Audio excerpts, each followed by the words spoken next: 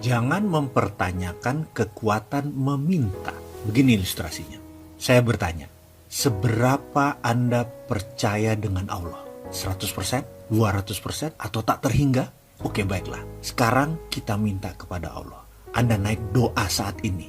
Ya, saat ini juga hentikan nonton video ini dan berkata, ya Allah, saya ingin akhir bulan ini mempunyai uang 1 miliar masuk di rekening saya. Katakan kalimat itu berulang-ulang.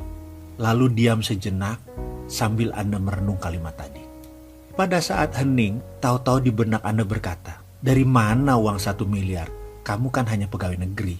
Atau, bagaimana dapat 1 miliar? Kamu kan cuma ibu rumah tangga. Atau, bagaimana dapat 1 miliar? Kamu kan hanya anak sekolah. Lalu mendadak kalimat tadi mendominasi pikiran, lalu pikiran mulai menyeletuk.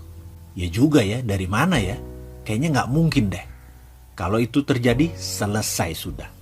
Kalimat itu ada dalam hukum alam yang namanya canceling our own pray. Meng-cancel doa kita sendiri. Kita sendiri yang meragukan diri kita sendiri. Kita sendiri yang meragukan Allah. Bisakah Anda percaya 100% bahwa hal itu akan terjadi? Bisa terjadi dan pasti terjadi. Bisakah Anda tidak cancel doa itu? Tidak ada keraguan sedikit pun bahwa itu bisa terjadi. Pertanyaannya, bisakah? Ini adalah permainan keyakinan.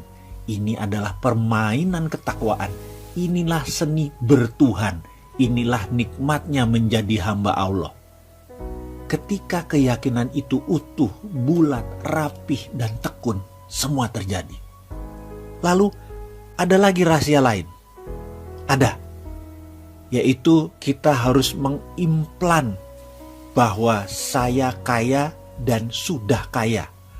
Bukan akan kaya, tetapi sudah kaya. Memberi adalah kunci pertama. Selain memberi keluar, kita harus memberi ke dalam. Apa itu memberi ke dalam? Saya mulai menjadi manusia materialis.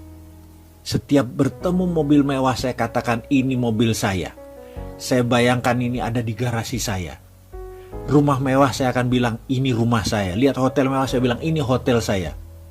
Kemudian saya putuskan untuk berangkat berdua bersama istri untuk menikmati apa yang orang kaya lakukan.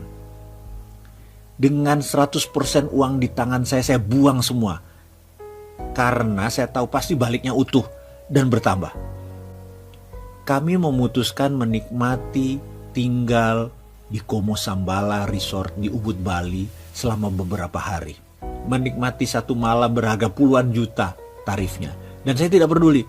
Berangkat dengan first class, layanan hotel bintang 6 atau 5 star with diamond, makan pagi hari bersama penyanyi terkenal Barbara Streisand, esok malam dinner dengan Sting, penyanyi The Police yang sudah berminggu-minggu nginap di Como Sambala. Kumpul dengan orang terkenal dan orang kaya tersebut ternyata cukup menyenangkan. 5 malam keluar kira-kira 100 juta rupiah, saya tidak pikirkan. Dan saya tidak pernah tanya mau apa yang akan terjadi pulangnya nanti. Saya tidak punya uang sepeser pun di kantong, saya gak peduli. Saya percaya 100% semesta tidak menyukai kekosongan. Pasti kantong saya diisi lagi. PD saya pol. Saya percaya pada sistem Allah tersebut 100%. Pulangnya, setiap hari di depan kaca saya berkata pada diri saya sendiri berulang-ulang. Sambil menunjuk bayangan cermin saya tersebut. Kamu makhluk Allah terbaik. Ribuan kali saya ucapkan sambil tersenyum dan terus pumping semangat, menyemangati diri sendiri. Tak lupa setelah melakukan sholat fardu, di ujungnya saya selalu ngayal dengan meresapi nikmatnya tinggal di hotel bintang 5 resort, naik kapal first class, dan seluruh kemewahan duniawi. Dan saya tidak cancel apapun. Nikmati saja karena semua sudah terjadi dan saya yang punya itu semua. Receh di kantong dan setiap saat tangan di atas. Itu yang saya lakukan setiap hari. Dan apa yang terjadi? Ketika Kamisan, di bulan berikutnya, pertemuan bulanan tersebut, yang biasanya ada 5-7 orang, ternyata waktu itu 20 orang atau 30 orang hadir semua. Semua yang hadir adalah kenalan saya yang sudah lebih dari 15 tahun. Desimal rekeningnya ada yang 11, ada yang 12. Saya hari itu enteng sekali. Saya hari itu kocaknya setengah mampus. Padahal saya bukan clown. Saya bukan komedian. Melucu itu bukan darah saya. Tapi yang jelas hari itu mereka tertawa terpingkal-pingkal selama beberapa jam. Lucu sekali dan saling timpal jok-jok lucu. Saya pun sampai rumah mungkin sekitar jam 11-an. Padahal pertemuan itu sehabis maghrib. Di pertemuan-pertemuan sebelumnya jam 8 saya udah di rumah. Entah angin apa, keesokan harinya satu sahabat saya berkata, mau nggak kamu beli saham PTN di Nusa Tenggara Timur, mau ikut nggak? Saya jawab, enggak belum ada kelonggaran likuiditas, saya bilang gitu. Gampang, gak usah store dulu, komit aja. Nanti kalau naik dikit sahamnya kita lepas baru buat nyicil. Gampang dah modal. Jadi sulit dong saya tolak penawaran tersebut, ya saya ikut.